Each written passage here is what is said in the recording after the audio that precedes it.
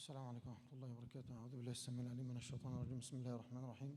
الحمد لله رب العالمين والصلاة والسلام على أشرف المرسلين نبينا محمد وعلى آله وصحبه وسلم.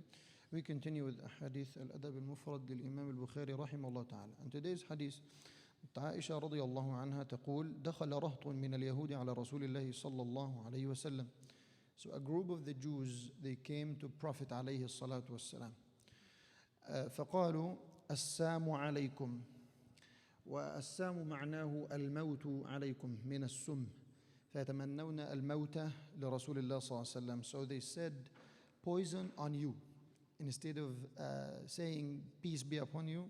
So they said poison be upon you. فتقول عائشة رضي الله عنها: ففهمتها. I understood the word, and actually Prophet عليه الصلاة والسلام already understands the word as well, you know.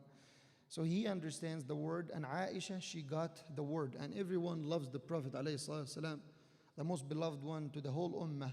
If you hear someone saying something about the Prophet ﷺ, the true believer cannot be patient with this regard, and he has to have a reaction regarding this matter. فعائشة رضي الله عنها قالت: ففهمتها فقلت عليكم السام واللعنة. So the poison is upon you and the curse of Allah as well. So you come to the Prophet, to his house, and instead of saying Assalamu alaikum, you say Assalamu alaikum, and you think we're not going to get it? You think that you can insult the Prophet ﷺ at our house, the most beloved to us, and we're not going to reply? This insult or this dua that you say to the Prophet ﷺ. So فقال النبي عليه الصلاة والسلام: مهلا يا عائشة. Hey Aisha, easy, calm down يا عائشة. مهلا يا عائشة. إن الله يحب الرفق في الأمر كله. وفي رواية: إن الله رفيق يحب الرفق. في حديث آخر يبقى إن الله يحب الرفق في الأمر كله. إن Allah loves the easiness in all matters, the kindness in all matters. And for everyone would say, "Oh Messenger, they already started it." Yes, they already started it. I can reply, but I'm not going to be that aggressive in my reply. Because she said, "Alaykum as-sam wal-la'na." Aggressively she said, the poison is upon you and the curse of Allah. حتى يعني ليست العقوبة من جنس ما قالوا، هم تمنوا السام على النبي عليه الصلاة والسلام. فأنت عايز تمنى مثل ما تمنى، وإن عاقبتم فعاقبوا بمثل ما عوقبتم به. Something happened to you and you cannot be patient in this regard, and you want to pay off and you want to do the same thing, خلاص, you do the same thing without exaggerating. And the patience is the best thing. The patience is the best thing. Why? Because sometimes you cannot control yourself completely. You know, they say a word and you cannot control yourself. So in this regard, do not revenge. Do not take a revenge or retaliate. Why? Because sometimes it's going to be no control. There will be no control on the words or in the actions that you say. So you will be a sinful person. So Prophet عليه الصلاة والسلام قال لعائشة: إن الله يحب الرفق في الأمر كله. Keep it in mind. This statement, everyone should write it. Yani you can put it in your car, you can put it in your house, at your room, on the wall. You can say, إن الله يحب الرفق في الأمر كله. Take it easy, take things easy. You don't have to be aggressive. You don't have to be aggressive and attack people whenever you come to them, and attack a person whenever you come to give a nasiha, and attack people whenever you ask them to do something, whenever you request them to do something, aggressively you ask them to do it. No, take it easy, ask people easy. Like people, they cannot, they don't listen to you. You need to teach people. I need to be patient with them. Prophet alayhi salatu wasalam, he showed us how to be patient with da'wah, with his wives. So he was the best husband alayhi salatu wasalam. He was the best leader. He was the best imam. He was the best da'iyah alayhi salatu wasalam.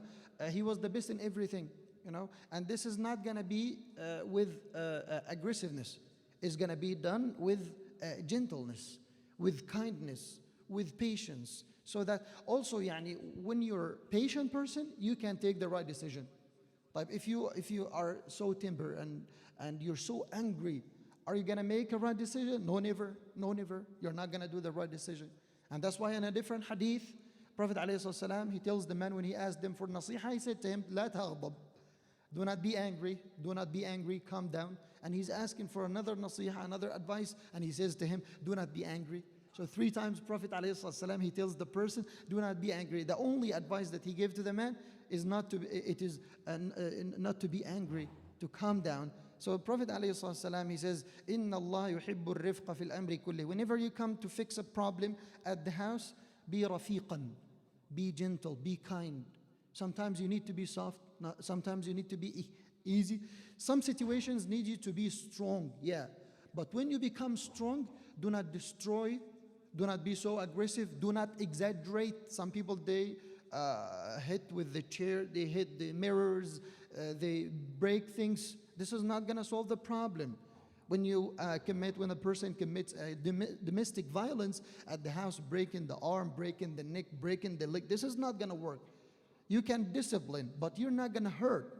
Prophet ﷺ used to discipline ﷺ with his eyes, ﷺ, and he did not break an arm, and he did not hit a person. We have to be patient, and we have to think deeply. Yes, I know that many people, we're not the same. We're not the same. But at times of anger, at times of hardship, stop a little while, think, go make wudu, pray 2 rak'ah, make istighfar. You can go and sit in a different room, think deeply about how can you solve the problem. You can be silent for a little while. There are many solutions you can follow instead of being aggressive or acting aggressively. فقال إن الله يحب الرفق في الأمر كله. She's defending the Prophet. قالت يا رسول الله أولم تسمع قالوا ما قالوا أولم تسمع ما قالوا. So you didn't hear what they said, O Messenger? They said that poison is upon you. فقال النبي عليه الصلاة والسلام قد قلت وعليكم. I just said and upon you. And I didn't even mention the word Assam. And I didn't even exaggerate or add more words. It was just one word, which means وَعَلَيْكُمْ, يعني be upon you as well. So if you wish for me the poison, if you wish for me the death, so I say and upon you, without saying and the samu and la'na is all of that is upon you. He didn't repeat all of that. So وَعَلَيْكُمْ. If you wish me peace, so it's وَعَلَيْكُمْ, upon you, peace as well. If you wish me death, so وَعَلَيْكُمْ, it's upon you as well. And gently, kindly, and having his right, and to retaliate without exaggerating, without being aggressive, alayhi salatu wassalam. And this is how to be smart dealing with the situations. النبي عليه الصلاة والسلام يقول من يحرم الرفق يحرم الخير. من يحرم الرفق, the compassion, the kindness, the ease. If the person is deprived from having that feeling, from having that character, he's gonna be deprived from khair, from goodness. So imagine that like an imam who's aggressive. Imam is aggressive, so aggressive. Whenever I talk, whenever I ask people to do something, whenever I teach the kids, whenever I teach the youth, nobody's gonna stay with me. Nobody's gonna listen to me. And then Nabi alayhi salam قال له ربه ولو كنت فظا غليظ القلب لانفضوا من حولك. If you're aggressive and you have hard heart, whenever you speak, whenever you consult or deal with situations, people are not gonna listen to you. People will stay away, will drive away from you.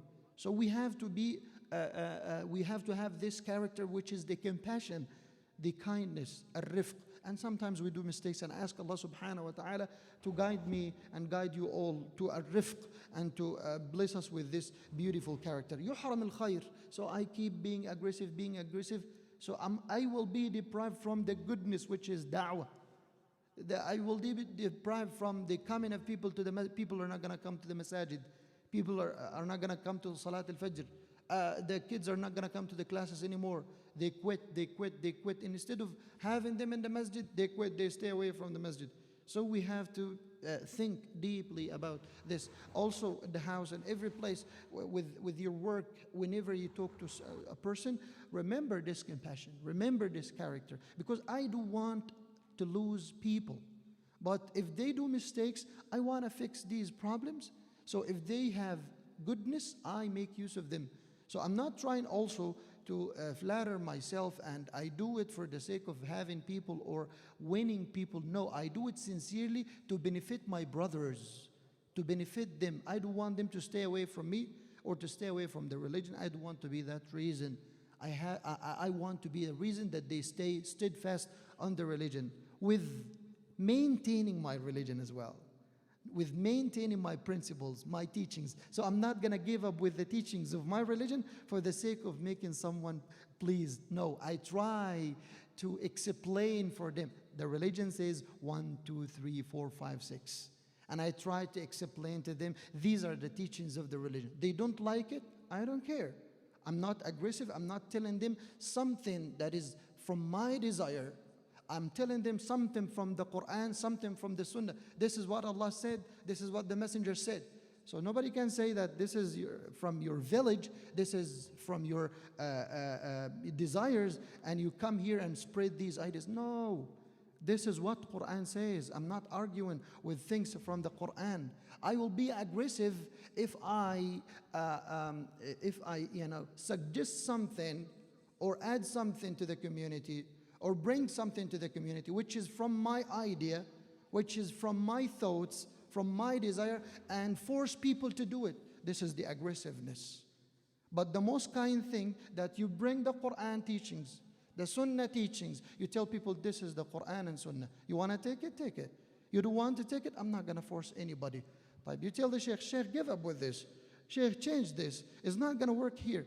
This is Quran teachings. If you want to play with it, you can play with the Quran teachings, not with me. So من يحرم الخير من يحرم الرفق يحرم الخير. قال النبي عليه الصلاة والسلام من أعطي حظه من الرفق فقد أعطي حظه من الخير ومن حرم حظه من الرفق فقد حرم حظه من الخير. That hadith confirms the previous one. If you have a rifq, the compassion, you get the goodness. If you're deprived from the compassion, the kindness, you will be deprived from the goodness in the community. نسأل الله سبحانه وتعالى أن يغفر لنا وأن يرحمنا وأن يهدينا وأن يرزقنا الرفق في الأمور كلها. اللهم إنا نسألك الرفق في الأمور كلها وأجرنا من خزي الدنيا وعذاب الآخرة. اللهم إنا نسألك كما حسنت خلقتنا أن تحسن أخلاقنا يا رب العالمين. اللهم تب علينا توبة ترضيك عنا. اللهم خذ بنواصينا إليك أخذ الكرام عليك. اللهم أنجي إخواننا في غزة، في فلسطين كلها، في السودان، في شتى بقاع الأرض يا منان. اللهم اكفنا شر أعداء الإسلام بما شئت وكيف شئت إنك على كل شيء قدير، وارزقنا الصدق والإخلاص في الأقوال والأعمال. صلى الله وبارك على نبينا محمد وعلى آله وصحبه وسلم.